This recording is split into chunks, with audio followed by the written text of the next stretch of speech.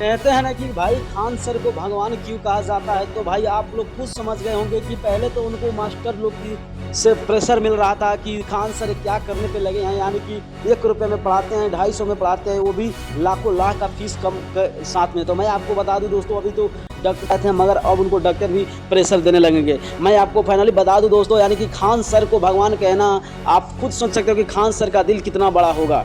यानी कि खान सर के जितने भी आपको मैं रिकॉर्ड गिनाऊँ तो सारे रिकॉर्ड फीका पड़ जाएंगे। अगर मैं फाइनली बता दूं, राखी के सीज़न में आप देखे होंगे कभी 6500 तो कभी 5000 कभी 7000 ऐसे राखी बनवाते हैं, तो कभी 156 प्रकार के भोजन बना को अपने स्टूडेंट और गरीबों को खिलाते हैं। तो इसीलिए तो मैं बोला कि खान सर एक भगवान है। और इससे बड़ी बात क्या है कि देखो, खान सर ने पटना में ही एक हॉस्पिटल बनाने जा रहे हैं, जिसमें अगर सिक्का लेके आइएगा, जो गरीब होंगी, लाचार होंगी, जो अक्षरा में बांध कर अगर 1 रुपया भी होगा, 2 रुपया भी होगा, तो भाई उनका भी इलाज होगा, वो भी फ्री। अब सोचो, जिसमें करोड़ों का मशीन लग रहा है, जिसमें करोड़ों से ज़्यादा खर्च लग रहा है, उस हॉस्पिटल में बनाने में खान सर ने अपना बहुत बड़ा योगदान दे रहे हैं। तो इसीलिए मैं बोला कि खान सर को अगर आप भगवान भी बोलते हैं तो भगवान से भी दर्जा कम होगा, क्योंकि भगवान तो हम देखे नहीं है, शायद किसी भी नहीं देखे होंगे, मगर खान सर को आप देख के समझ सकते हैं कि वो भगवान के रूप है। अगर आप लोग इस बात को मानते होंगे, खान सर के एक कार्य के लिए आप खुश हैं, तो आप लोग इस वीडियो को लाइक जरूर कीजिएगा। नए हो तो चैनल को सब्सक्राइब करके वीडियो जरूर शेयर कीजिएगा, और ज़्यादा से ज़्यादा इस वीडियो को शेयर करके सबके पास पहुँचेगी। हाँ देखो, खान सर एक भगवान है।